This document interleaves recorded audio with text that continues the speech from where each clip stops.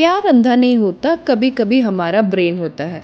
और सबसे इंटरेस्टिंग बात, आज मैं आपको साइकोलॉजी के 3 ऐसे कॉन्सेप्ट बताऊंगी जो शायद आपने पहले कभी नहीं सुना होगा।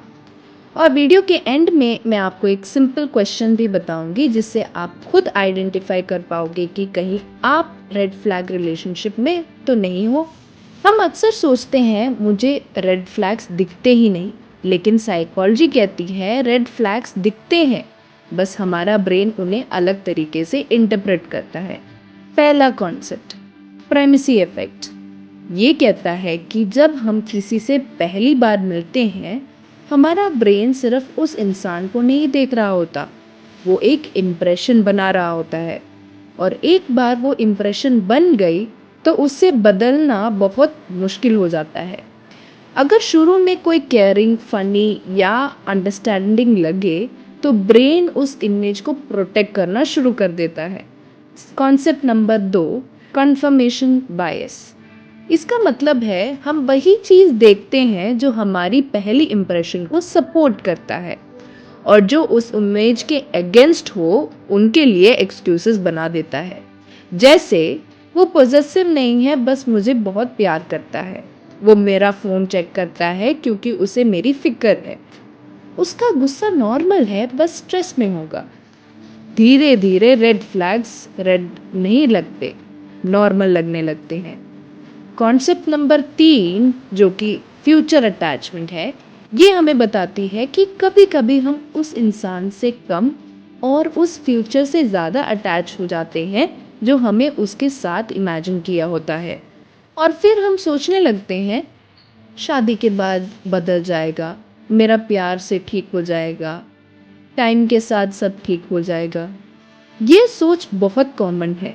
और हाँ, लोग बदल सकते हैं, लेकिन सिर्फ इसलिए नहीं कि हम उससे प्यार करते हैं। असली चेंज तब आता है जब इंसान खुद बदलना चाहे, अपनी रिस्पॉन्सिबिलिटी ले और उसके लिए कंसिस्टेंटली एफर्ट्स करे।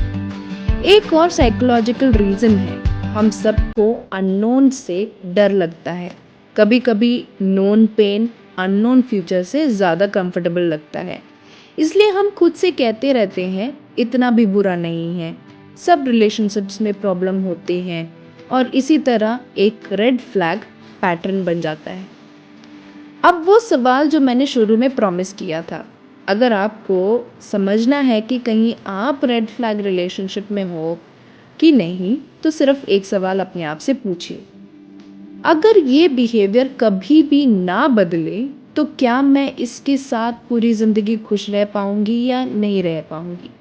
अगर जवाब हाँ है तो शायद ये एक इम्परफेक्शन है जिसके साथ जिया जा सकता है। लेकिन अगर जवाब नहीं है और आप सिर्फ इस उम्मीद में रुके हो कि एक दिन सब बदल जाएगा, तो शायद प्रॉब्लम रेड फ्लैग नहीं, उस रेड फ्लैग को जस्टिफाई करना है। और एक बहुत ज़रूरी बात, अगर किसी रिलेशनशिप में emotional abuse, physical abuse, manipulation या बार बार आपकी बाउंड्रीज वॉयलेट हो रही हैं, तो उन्हें सिर्फ रेड फ्लैग समझकर इग्नोर मत कीजिए। ऐसी सिचुएशन में अपनी सेफ्टी को प्रायोरिटी दीजिए और किसी ट्रस्टेड पर्सन या मेंटल हेल्थ प्रोफेशनल से सपोर्ट लीजिए।